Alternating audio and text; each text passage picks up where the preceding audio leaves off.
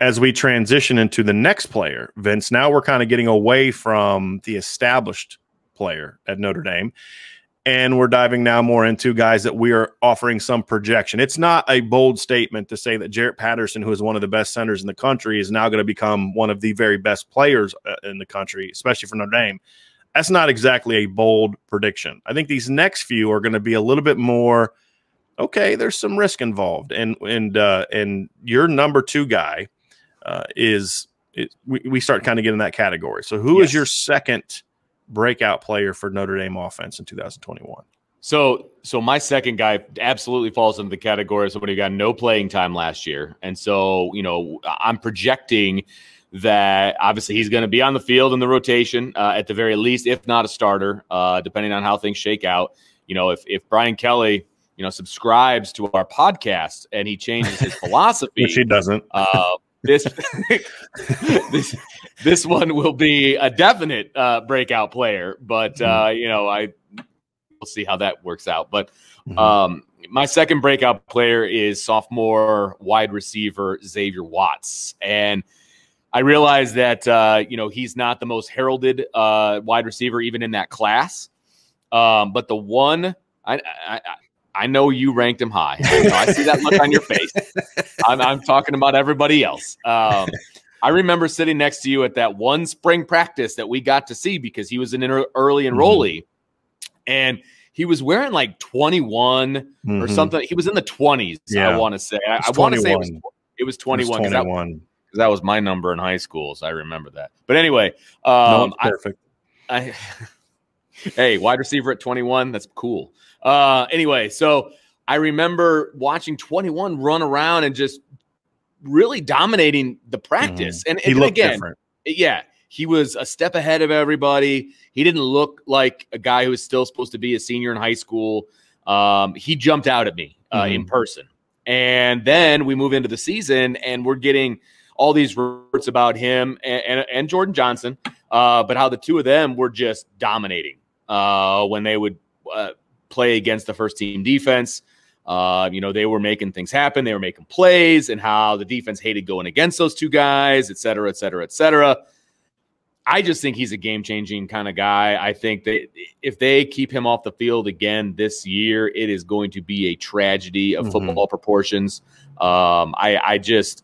If he gets an opportunity, I think he's going to become a household name for Notre Dame fans. And I'm not saying he's going to be, in the Heisman talk or anything like that. What I'm saying is he's going to be somebody that we're talking about from a week-to-week basis on how to get him the football, what he just did last week, things of that nature. I think he's going to be, in that conversation for somebody that is an integral part of this offense moving forward. Well, he certainly needs to be. And that's the thing is my only hesitation with doubling down on this and is just whether or not he's going to get the opportunity. Exactly. And that's the thing is, because there are veteran players that it's going to be very easy for Brian Kelly and Tommy Reese and Del Alexander to say, well, we have Joe Wilkins and we have Kevin Austin and Braden Lindsay, and Braden Lindsay and Kevin Austin are not going to be in this conversation simply because their injury history. I mean, they have to prove that they can stay healthy first. Now, if they prove they can stay healthy, then they vault up to the top of our list. Yes, right? No question.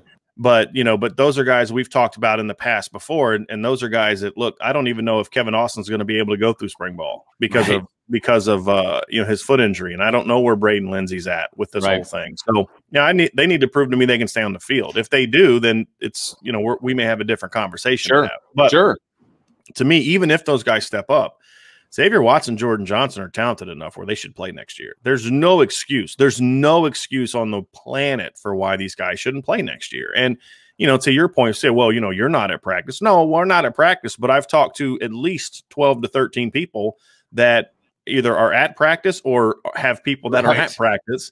And it's the same story. And the thing is I'd say I've probably talked to a dozen people about Xavier Watts and Jordan Johnson, and more so Xavier Watts, but it's the same. And I'd say maybe 75% of them were people that just gave me their opinion without me even asking about it.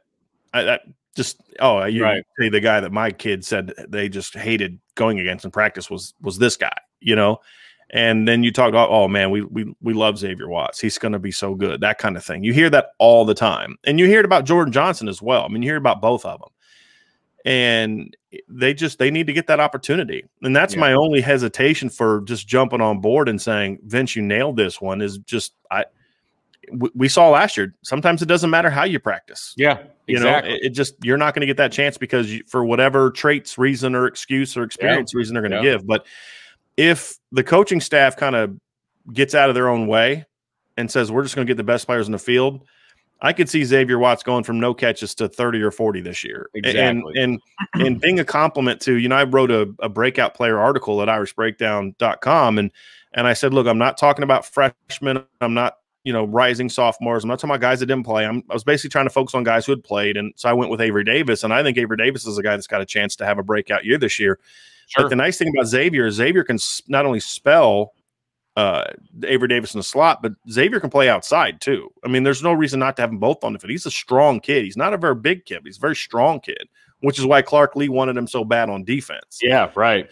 And I also think another part of the breakout too, Vince, is if he gets that opportunity on offense, then I think he's also going to get an opportunity on special teams. And that's where I think you could really see him make an impact, and force his way up the receiver depth chart because he's going to be so valuable on special teams. And it's like, hey, you need to find a role for him on offense because I need him to be traveling every week on special teams. Yeah, this could be how that conversation goes. So I could certainly see at least one of those two rising sophomores stepping up and being that guy at wide receiver.